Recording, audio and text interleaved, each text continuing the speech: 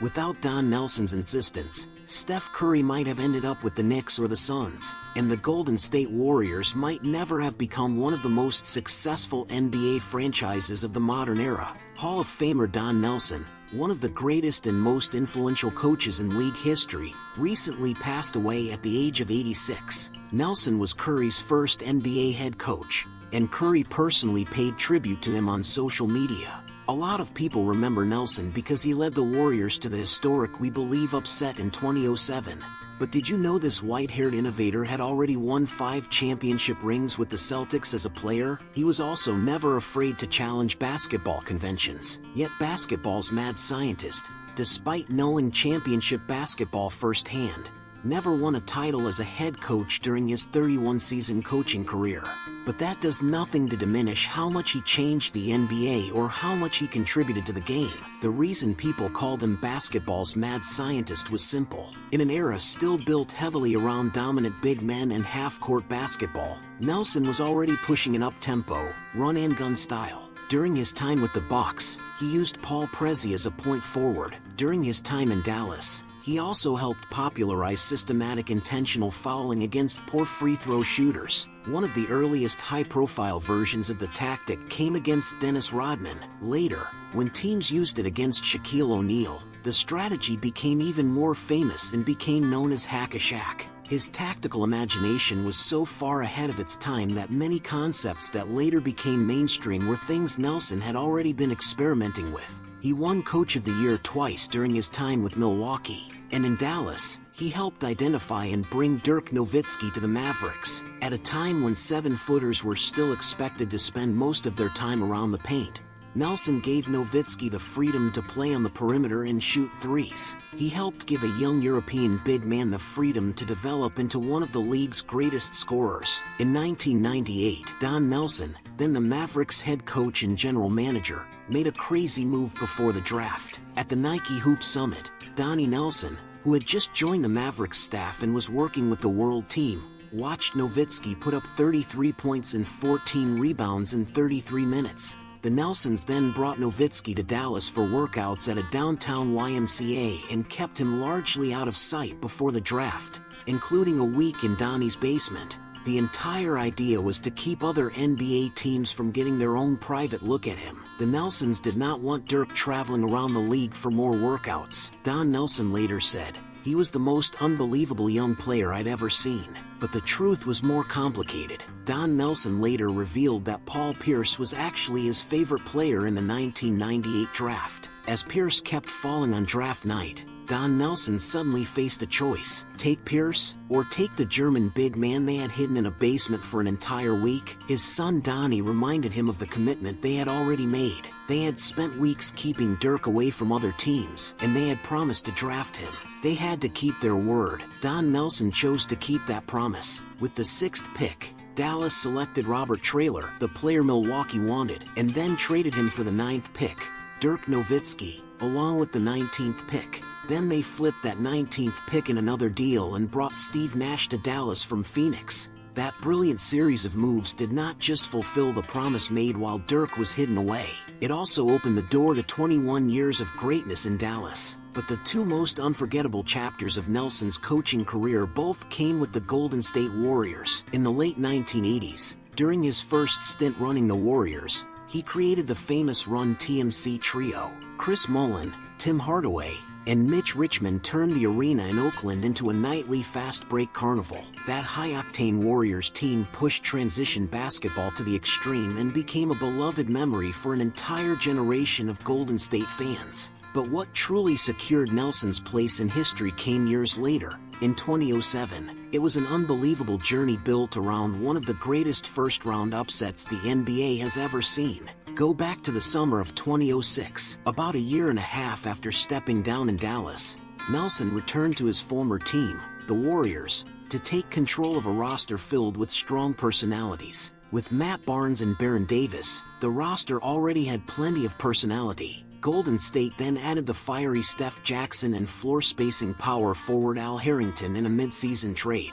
And just like that, Golden State had assembled its own band of misfits. That season, they finished 42-40, barely grabbing the 8th seed in the Western Conference. But when Nelson saw their first-round opponent, he became unusually excited. Standing across from him was his former team, the top-seeded Dallas Mavericks. Nowitzki was on his way to winning the regular season MVP and was at the absolute peak of his powers. But nobody understood how to make Dirk uncomfortable better than Nelson, and nobody knew the Mavericks' pressure points better than he did.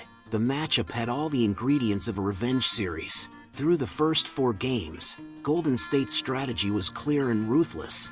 Defensively, Barnes and Jackson took turns bodying Nowitzki, denying his catches and pushing him off his preferred spots. Whenever Dirk finally got the ball, multiple defenders immediately collapsed on him and sent help from every direction. Every layer of the defense made it harder for him to operate. Offensively, the Warriors never stopped running.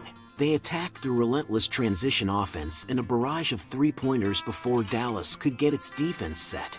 Playing with fearless swagger, Golden State stormed out to a 3-1 series lead. Nowitzki responded when Dallas had its back against the wall and came through late to keep the Mavericks alive for one more game. But when Game 6 returned to Oracle Arena, Dirk once again found himself trapped inside Golden State's suffocating defense. In the elimination game, Nowitzki simply could not find his touch. He made only 2 of 13 shots and finished with just 8 points. Dallas was blown out and eliminated.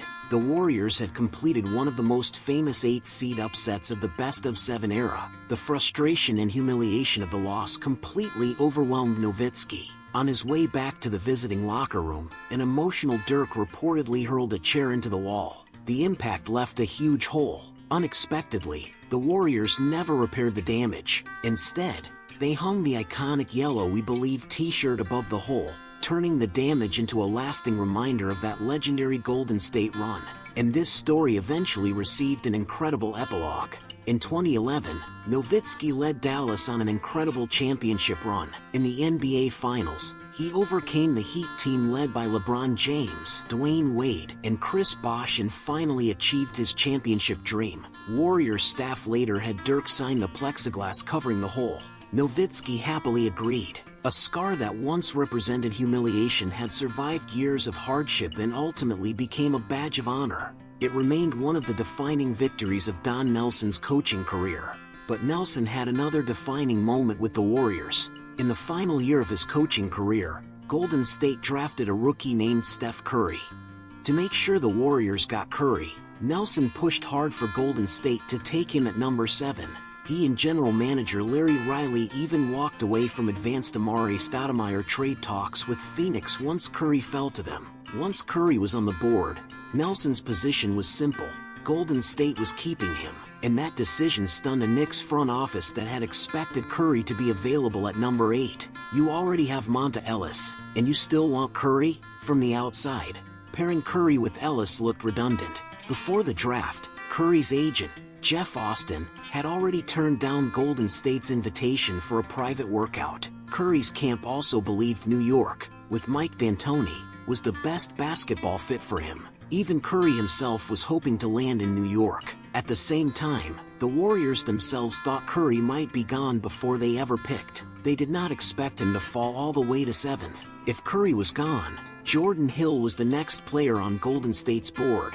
More importantly, even if Curry did fall to the 7th pick, Phoenix was waiting in the background. After all, Suns general manager Steve Kerr was targeting Curry and saw him as the perfect heir to Steve Nash. Curry was Phoenix's target in those trade talks all along. Most importantly, before the draft, the Suns and Warriors had already been deep in advanced trade talks. The framework involved Phoenix sending Amar'e Stoudemire to Golden State for the 7th pick and additional pieces. What the Knicks never expected was Nelson to shut down every alternative once Curry fell to number 7. On draft night, the Clippers unsurprisingly selected Blake Griffin with the 1st overall pick. Then the Grizzlies selected Hashim Thabit, who would become one of the biggest number 2 pick disappointments in NBA history. The Thunder then selected James Harden. After that, the Kings took Tyreke Evans. But when it was Minnesota's turn to make its picks, something happened that nobody could understand. Holding both the 5th and 6th selections,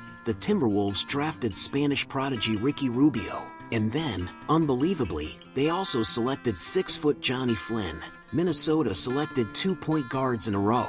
And somehow, neither one was Steph Curry. Nelson could barely believe his luck. He did not hesitate. One pick before the Knicks, Golden State used the 7th selection to take Curry. That decision stunned a Knicks front office that had expected Curry to be there at number 8. It also drew an angry reaction from Knicks fans in attendance. Even Curry himself was shocked. And one key moment in Golden State's evaluation of Curry came in one specific game.